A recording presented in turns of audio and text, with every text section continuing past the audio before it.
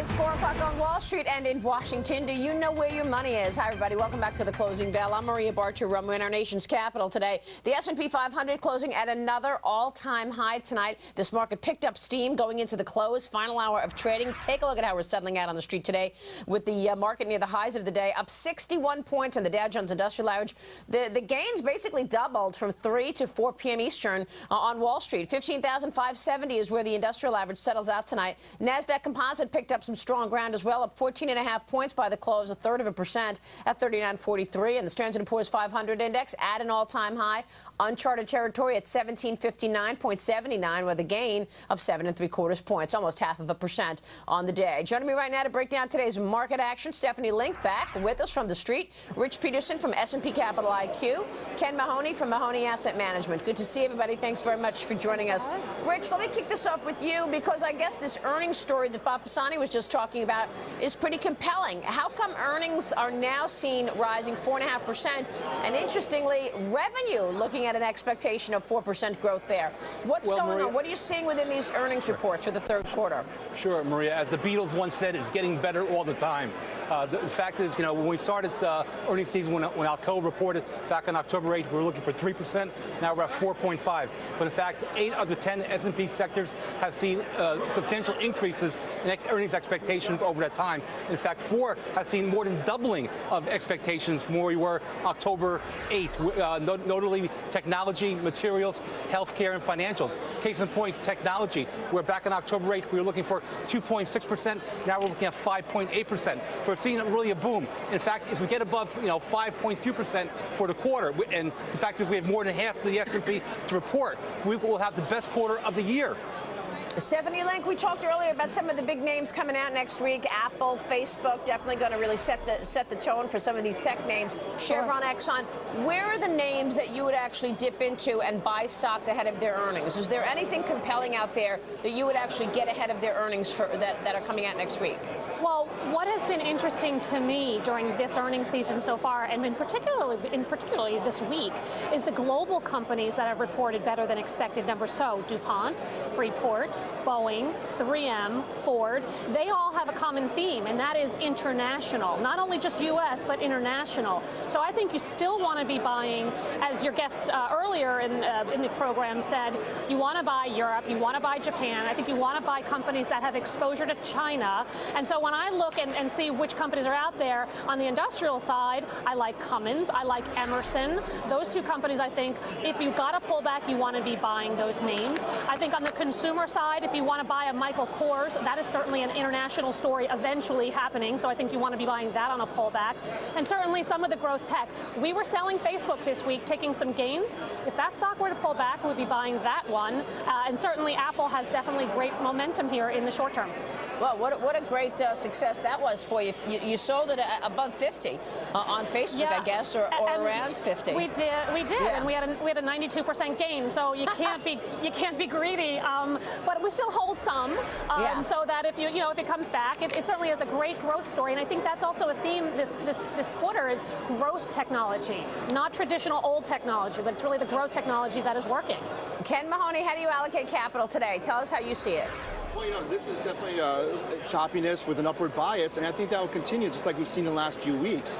And I really think this is the ultimate Teflon market. Not much really sticks to it. Nothing negative sticks to it for too long anyway. And I'm sure that frustrates short sellers and bears alike.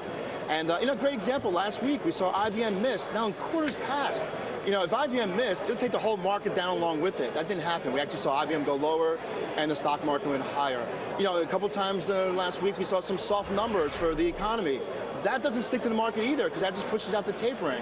And finally, what we saw in Congress, this uncertainty, that just pushes tapering down the road. So what we're left with is low interest rates, and stocks should thrive with a low interest rate environment. Yep. Yeah, I understand. I mean, that's what certainly the story is. In fact, when I talk with CEOs and managers of businesses, they keep saying the fundamental story is not bad. And in fact, it's really the dysfunction in Washington getting in the way that's really, creating this period of uncertainty. Maria, do you know, when I was on the Eaton conference call today, and the CEO specifically said that September, the first 2 weeks of September were great, and the last 2 weeks of September fell off dramatically because of Washington. And since then, in October, business actually has picked up. And so I think that's very encouraging. If that is a trend, that's something to be very excited about. It's a great point to make. You know what? But Michael Farr is here with me from Farr Miller in Washington. Want to get his take on this as well. Michael, good to see you. We're talking about this uncertainty. And, Stephanie was on the Eaton call, the conference call, and basically they said, look, the first 2 weeks of September were great. The last 2 weeks we saw, so this stuff matters. It actually dictates behavior for corporates and individuals. I mean, the dysfunction.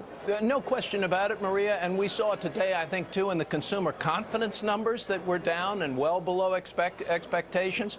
When people are uncertain, they keep their hands in their pockets, they keep their dollars tightly clenched, and they're not going to spend. We've seen that in consumer numbers. We've seen it in Walmart's earnings as well.